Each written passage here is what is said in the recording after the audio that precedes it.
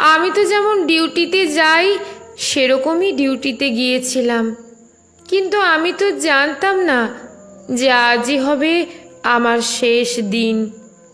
আমি তো আমার জুনিয়রদের সাথে একসাথে কত গল্প করতে করতে রাতের খাবার খেয়েছিলাম। জানো তো মা, অনলাইন থেকে অর্ডার করে আনিয়েছিলাম আমার প্রিয় খাবারটা, ওটাই আজ খেয়েছিলাম। তখনও যদি একটু বুঝতে পারতাম এটাই শেষ খাওয়া, এটাই শেষ গল্প। ডিউটির বাঁধনে আমি যখন ক্লান্ত হয়ে গেলাম মা, আমার চোখ দুটো ঘুমে বন্ধ হয়ে যাচ্ছিল। একটু শরীরের ক্লান্তি মেটাতে গেলাম, তখনও যদি বুঝতাম মা সারা জীবনের মতো বিশ্রামে চলে যাব। তখন ভোর রাতে আমি ওয়ার্ডে একা, ভোরের শীতল বাতাসে আমার একটু ঠান্ডা লাগতে আমি লাল চাদরটা ঢাকা দিয়ে একটু চোখ বন্ধ করেছিলাম শুধু। সেই সময়ের অপেক্ষায় থাকা ওরা আমার সাথে, ছি মা, আমার খুব কষ্ট হচ্ছিল জানো তো। অনেকবার আমি বারণ করেছিলাম, চিৎকার করেছিলাম, বাঁচাও, কে আছো আমাকে বাঁচাও। কিন্তু কেউ আমার চিৎকার, আমার আর্তনাদ শুনতে পায়নি জানো তো মা।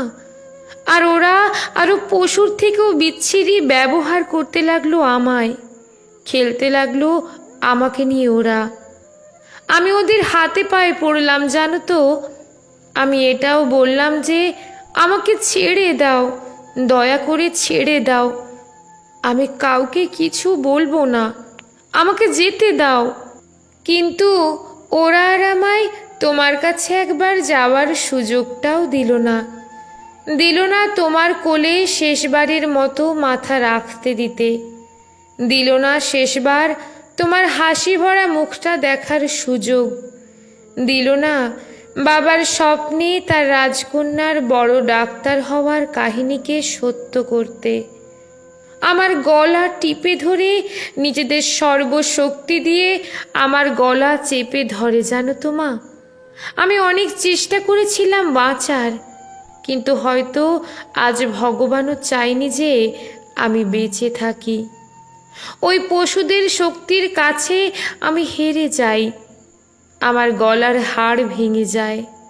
ওরা আমায় ওভাবেই ওখানে ফেলে রেখে চলে যায়, ওই বিবস্ত্রভাবে। সকালে সবাই আসে, কিন্তু এ কি, আমি কারোর সাথে কথা কেন বলতে পারছি না? তোমাকেও দেখতে পাচ্ছি, তোমায় কত করে ডাকছি, তুমি শুনতে কেন পাচ্ছ না মা আমার ডাক? ও মা, মা গো, এই তো দেখো, দেখো না মা, ও মা, এই তো আমি। তুমি কাঁদছো কেন? কি হয়েছে তোমার? ও মা। দেখি মা সামনে একটা লাশের দিকে তাকিয়ে হাউমাউ করে কাঁদছে।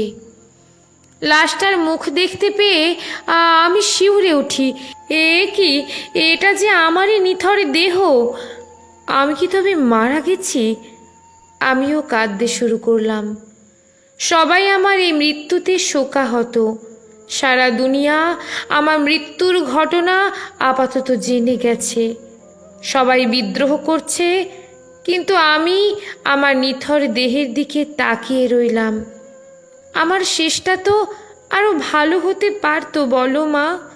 দেখো না মা, ওরা আমার মুখের দেহের কি বিচ্ছিরি অবস্থা করেছে দেখো মা। আমার চিৎকার করতে ইচ্ছে করছে, কিন্তু আমার আওয়াজ এখন কেউ শুনতে পাচ্ছে না। আমি এতগুলো লোকের সামনে চিৎকার করছি, কিন্তু একটা কেউ আমার এই চিৎকার শুনতে পাচ্ছে না, কেউ না। লেখা সংগৃহীত, পাঠে রুম্পা বিশ্বাস।